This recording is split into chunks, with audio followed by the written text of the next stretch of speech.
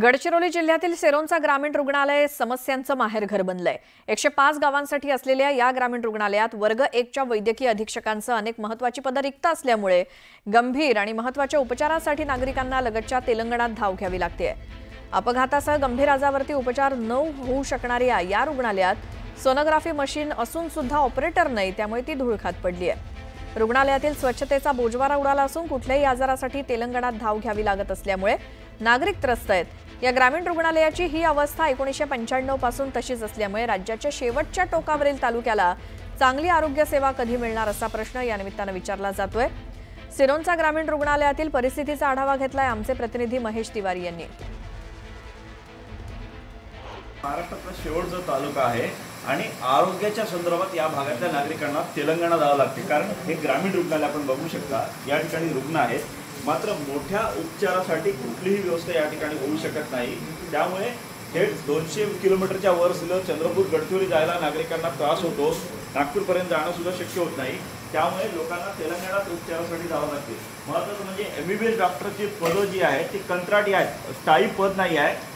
आणि या ठिकाणी वैद्यकीय अधीक्षक हे महत्त्वाचं पद अनेक वर्षापासून रिक्त आहे। सोनोग्राफी मशीन आहे मात्र ऑपरेटर नाही अशी अवस्था आहे। आता या भागातले आमदार माजी मंत्री धर्माराव यांनी भेट दिलेली आहे आणि संपूर्ण परिस्थिती त्यांनी पाहणी करून झाडाझडती घेतली आहे। आपण बघू शकता ही इमारत, या इमारतीची काय अवस्था आहे। शेवटच्या टोकावरची ही इमारत आहे, काही ठिकाणी पाणी गळत असल्याचं आपल्याला चित्र दिसून येत आहे। आणि एकूणच या संपूर्ण व्यवस्थेसंदर्भात विधानसभेत सुद्धा धर्माराव यांनी आवाज उठवला। आपण विचारूया काय परिस्थिती आहे। एकूण हा महाराष्ट्राच्या शेवटच्या टोक आहे, लोकांना वारंवार तेलंगणा गाठावं लागतं उपचारासाठी। तेलंगणा गाठू नये म्हणून आमचा विचार आहे आणि इथे आपण हे जवळजवळ मला वाटते एक 30 ते 40 वर्ष झालेले आहे ग्रामीण रुग्णालय होऊन।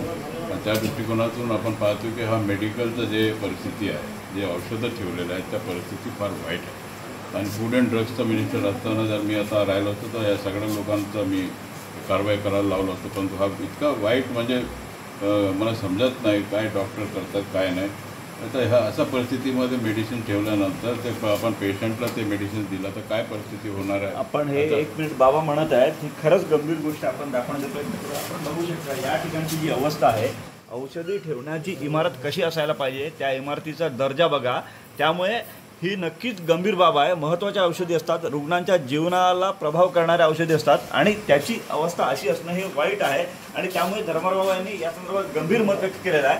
आपण बाबा मला सांगा की रिक्त पदं जी आहेत त्या संदर्भात तुम्ही सरकारकडे कसा पाठपुरावा केला आहे? नाही, विधानसभेमध्ये आम्ही मागणी केला की जे काही आपला गडचिरोली जिल्हा मध्ये आहे, जे परिस्थिती फार वाईट आहे, डॉक्टर्स कमी आहेत आणि डॉक्टर्स देणं गरजेचं आहे। त्यामुळे नक्कीच सरकारकडे आता पाठपुरावा करण्याचं आश्वासन धर्माराव यांनी दिलं आहे।